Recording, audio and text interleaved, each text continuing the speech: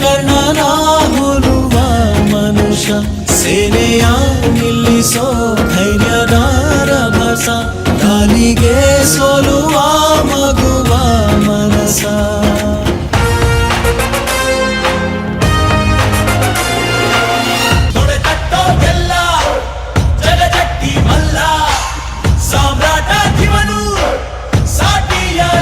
ಶತಕೋಟಿಗೊಬ್ಬ ಹೆಮ್ಮೆಯ